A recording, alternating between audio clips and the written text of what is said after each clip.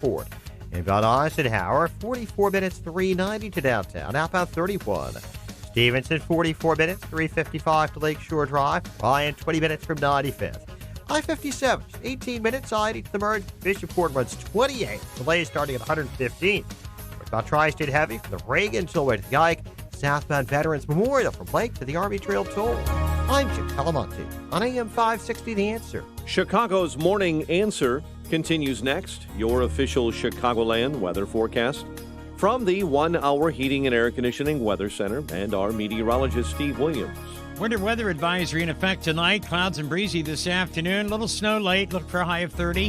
1 to 3 inches on the way tonight. Changing over to some ice. Low 28. Cloudy and windy. Rain tomorrow morning. Flurries by afternoon. The high at 38. I'm Steve Williams on AM 560, The Answer. 16 at O'Hare, 25 Lakefront. Next news at 7:30. And Chicago's Morning Answer with Dan and Amy continues next on AM 560, The Answer. Listen to AM 560, The Answer, online at 560theanswer.com, on the AM 560 mobile app, and your Alexa-powered smart speaker, on TuneIn, iHeart, and radio.com. This is Chicago's Morning Answer with Dan Proft and Amy Jacobson on AM 560, The Answer.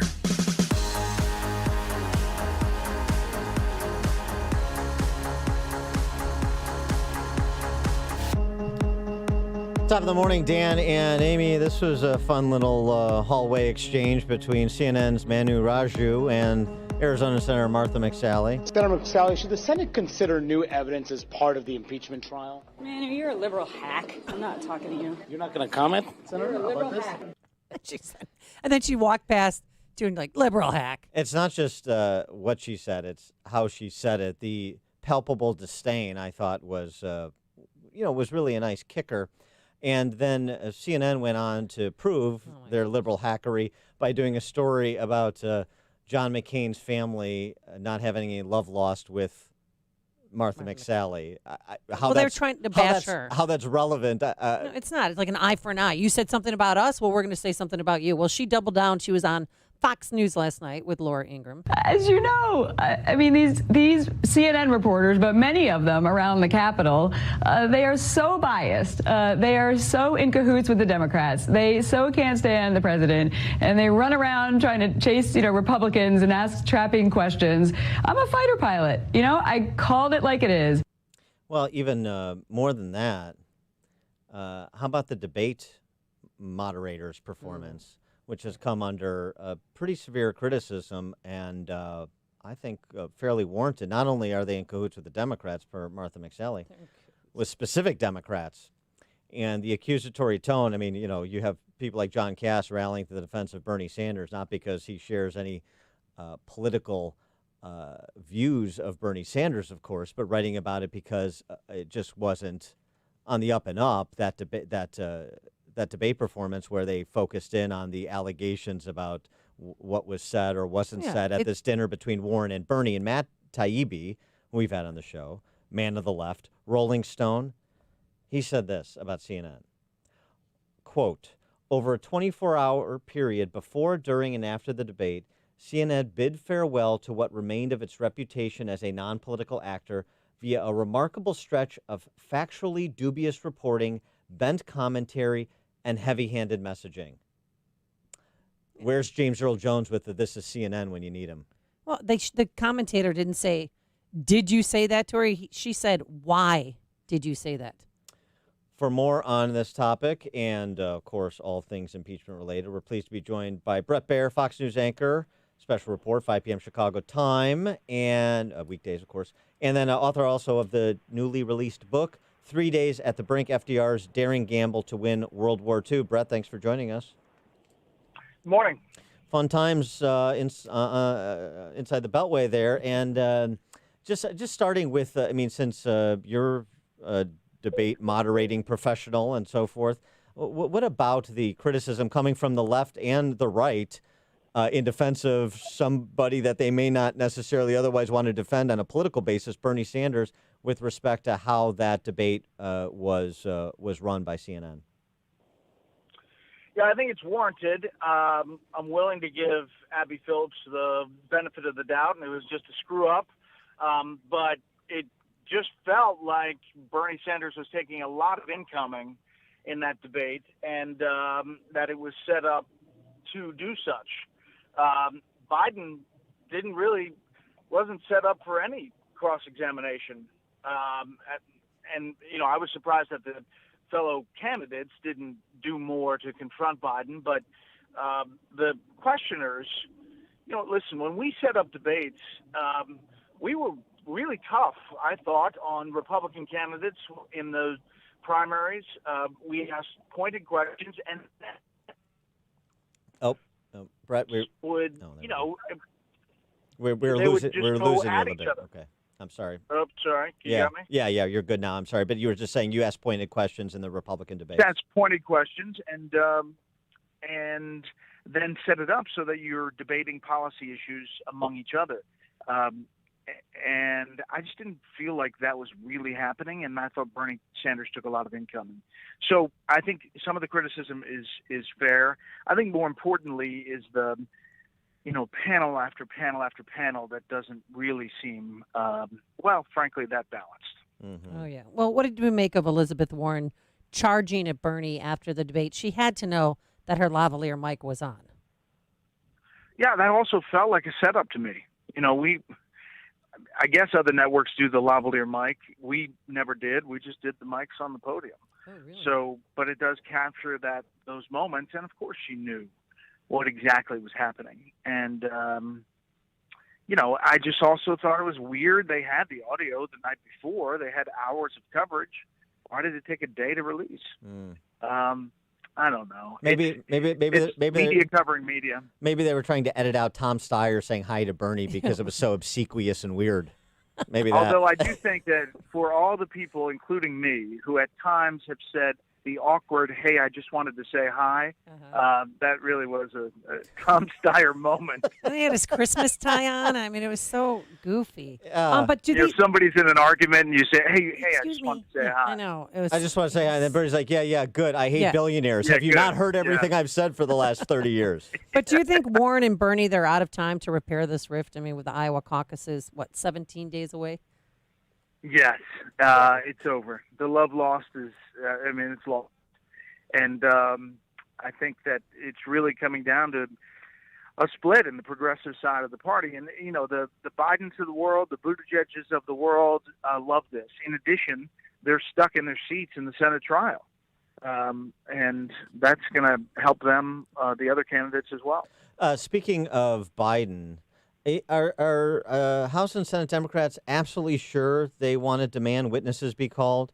Do they really want Joe Biden to testify before the impeachment panel? This is somebody who doesn't look like he would necessarily hold up under scrutiny that well. And it seems this week we've seen both representatives of the Obama camp and representatives of the Clinton camp trying to derail Bernie Sanders. If Biden is called to testify, aren't they concerned that would derail Biden, who may have to be their default candidate? Yeah, I think that there's going to be an argument about relevance, and they're going to say, what exactly can he bring? And it's going to be really messy on this issue of witnesses. And Republicans are going to fight for 1-to-1, as you say, one Democratic witness, one Republican witness. Is it the whistleblower? Is it Hunter Biden? Hard to believe it would be Joe Biden, but maybe. And I just don't think somebody like John Bolton is going to eventually testify. I think the battle over executive privilege, is going to be a long one and ultimately decided by Republicans who favor giving the president that power. What do you think of Lev Parnas? And is Fox ever going to get an interview with him? The guy who looks like he's straight out of Central Casting? Yeah, we've tried.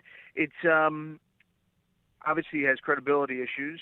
He's said some things before that are flatly not true, including that he met, I guess, with Nunes in Vienna. That didn't happen. Apparently there was a phone call. It's really messy, but there is explosive info. And if it all checks out and the paperwork and documentation checks out, it's potentially a problem for the administration. You said you tried, but what kind of response? What, he just said no? Yeah, it's tough to get them to lock down. We're kind of talking to all his people, whoever that is. It's basically a law firm. Yeah, right. The lawyer who's been with him in those interviews. The Ukrainian foreign minister, Vadim Pristeko, did an interview with Christiane Amanpour that I don't necessarily think went how she hoped it would go, but basically said, look, I never met with Rudy. I never met with Lev. I don't believe what Lev is saying. I think there are a bunch of people trying to posture to make themselves more important than they are. I've been with Zelensky since before he was president, and we didn't need unofficial channels because the official channels to the White House were working just fine and continue to work just fine. And basically, there is no there with what Parnas is saying, including but not limited to the idea that they were upset or they were slighted when neither Trump nor Pence came to the inauguration. And point of fact, the foreign minister saying, we gave very short notice. We were happy to have Secretary, at the time, Secretary Perry there. That was good enough for us. And all of this bluster really has nothing to do with our relationship or nothing to do with how the relationship has been proceeding since before we got the military aid. Yeah, I think that's a significant fact. I don't think that's how they thought that interview was going to go. And I think there's a lot of stuff in there that people need to hear. There have been some unsavory characters in this whole process of investigating the administration. I mean, remember Michael Cohen, remember Michael Avenatti, remember, and a lot of them have at times tried to produce information or said they had information in order to get some kind of deal, to get out of trouble that they were facing. So I don't know if that's the case with Lev Parnas or not. I think more damaging potentially is if this is a long, long process and suddenly witnesses it's a cavalcade and the discovery turns into, the Senate trial turns into the House grand jury and it becomes a discovery process. And that it's just an open variable and you don't know where it's going to go. Based on what McConnell said on the Senate floor yesterday, waxing philosophic about golden pens and silver platters, combined with what Lindsey Graham has said, which he, quote, wants to get this crap over with as quickly as possible, it seems like the posture of Senate Republicans hasn't changed from sort of the Lindsey Graham position. Get your House managers, present your case, Trump's lawyers present their case, and let's call the question. Yeah, I think that's what he's hoping for. I think there will be a battle on witnesses. And just reading through the tea leaves, these Republicans are not hiding the fact that they're going to probably vote for them. The question is how it's structured. And if it's 1 for 1, are the Democrats willing to go down that road? If they are, it's going to be, it's going to be explosive in the middle of a primary and caucus season that will get overshadowed. He is Bret Baier, Fox News anchor, special report, weekdays, 5 p.m. Chicago time, author of the book, 3 Days at the Brink, FDR's Daring Gamble to Win World War II. Bret, thanks for joining us. Appreciate it. All right, see you guys. Take care. And he joined us on our turnkey.pro answer line. You're listening to Chicago's Morning Answer with Dan Proft and Amy Jacobson on AM 560. The Answer. Improving your home? Why not make it easy? Don't miss the free admission Home and Garden Show. This weekend only at the Drury Lane in Oak Brook Terrace. Find the ultimate in savings and convenience with thousands of the latest home products and services for the freshest ideas to remodel, repair, and beautify your home. Inside and out. Get trusted advice on your upcoming projects as you speak with local and national experts who will help you with all of your home improvement needs. Plus, don't miss the free seminars by experts including Normandy Remodeling and the Master Gardeners. And be sure to see the free cooking shows and other product demonstrations. Check out the latest in spas and hot tubs and so much more. From interiors to exteriors, from decor to outdoor, you'll find